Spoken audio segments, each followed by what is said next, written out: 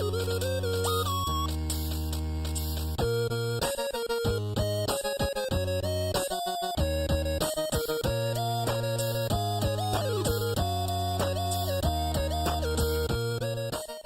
à toutes, bonjour à tous, bienvenue sur Comics Party, très heureux de vous retrouver, j'espère que vous allez bien. On se retrouve aujourd'hui pour, comme promis, la critique du film Logan qui sort aujourd'hui en salle. Une critique sans spoiler, il y aura une deuxième petite partie avec spoiler à la fin, mais ne vous inquiétez pas, vous serez avertis bien avant pour pouvoir y revenir quand vous aurez vu le film. C'est parti. Logan est un film réalisé par James Mangold, avec au casting notamment, bien sûr, Hugh Jackman dans le rôle de Logan, Daphne Keane dans celui de X-23, Patrick Stewart interprète une nouvelle fois le professeur X, et Boyd Holbrook et Donald Pierce. Le film produit par la 20th Century Fox dure 2h21. Il s'agit du 10e film de la franchise X-Men au cinéma et le 3e de la Wolverine. Il aura donc fallu la 3e fois pour que le personnage ait enfin droit à un film réussi sur quasiment tous les points. Souvenez-vous, en 2009, X-Men Origins Wolverine était vraiment raté sur presque tous les plans. Puis en 2013, le combat de l'immortel avait grandement relevé le niveau, malgré quelques défauts. Donc je vous ai dit, le meilleur film Wolverine est sans doute le meilleur film de la franchise X-Men selon moi. On va dire rapidement quelques mots du synopsis. On est en 2029 et on fait face à un Logan, on va dire vieillissant, qui veille sur un professeur X fortement affaibli. En vérité, les deux veillent l'un sur l'autre. Dans un monde où les mutants se font désormais plus que rares, il n'y a pas eu de naissance de nouveaux mutants depuis plus de 25 ans, jusqu'au jour où une gamine, Laura, donc X-23, va entrer dans leur vie et va tout changer. Pour commencer, il faut dire que ce film est vraiment très bon, voire même excellent. C'est vraiment ce qu'on attendait d'un film sur ce personnage et d'un film qui adapte en partie Old Man Logan. C'est vraiment très réussi sur tous les points. Le scénario, le jeu des acteurs, la couleur du film part tantôt un peu terne, un peu fade, et puis tantôt un peu plus lumineux. On assiste là à un road movie, mais pas que. On a aussi des accents à la Mad Max. On a également devant nous un film de super-héros, mais qui n'est pas vraiment un film de super-héros, et c'est ça qui fait son intérêt, et c'est ça qui fait son charme. On va s'arrêter pour commencer sur les personnages et le jeu des acteurs, et donc on va commencer par le personnage principal, Logan, interprété par Hugh Jackman, qui interprète Wolverine depuis le début de la saga X-Men au cinéma et dans tous les Wolverine. Et donc là on a un Hugh Jackman vraiment au sommet de son art, et on sent un acteur qui s'est vraiment impliqué physiquement, mentalement, psychologiquement pour son rôle. On sent un Hugh Jackman qui voulait rendre une copie parfaite pour sa dernière interprétation du personnage, et le moins qu'on puisse dire c'est que c'est totalement réussi quoi. Hugh Jackman a toujours, même dans les films un peu moyens comme X-Men Wolverine Origins, a toujours assuré, et là il fait plus qu'assurer. Là il est vraiment Wolverine et il est habité par le personnage, et c'est vraiment réussi de bout en bout. Au casting on retrouve donc aussi Patrick Stewart qui interprète le professeur X, et ce qui est intéressant dans le jeu de Patrick Stewart c'est sa relation avec Wolverine. Il a une relation vraiment touchante, à la fois drôle, savoureuse et succulente avec Logan. Et là aussi, on a un Patrick Stewart qui, on sent, c'est vraiment très impliqué dans son rôle. On le voit, il est affaibli, aussi bien physiquement que mentalement. Il est vraiment mince, et donc ça marque beaucoup.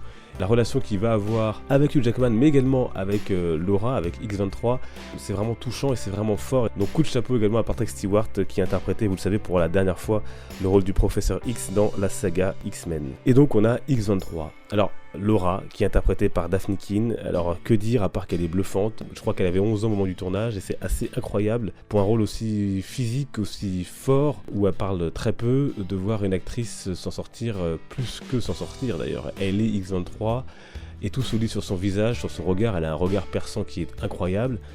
Tout se lit sur son visage, sur sa gestuelle également quand elle joue les scènes d'action. C'est extraordinaire. Et là aussi, vraiment, c'est un jeu de relations dans ce film.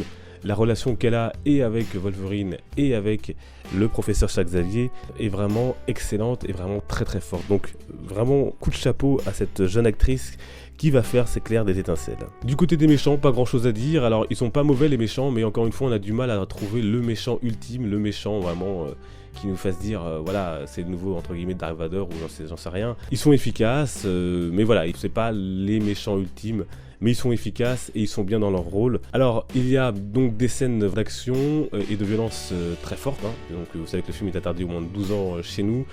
Et bon, c'est mérité parce que c'est vraiment un film où il y a de la violence et où même, voilà, là je pense aux scènes de combat, notamment avec X-23, la première scène, on comprend que les plus jeunes ne puissent pas voir, en tout cas avant 12 ans, ce film. C'est très violent, mais ça correspond totalement au personnage de Wolverine et au personnage de X-23 pour ceux qui lisent des comics.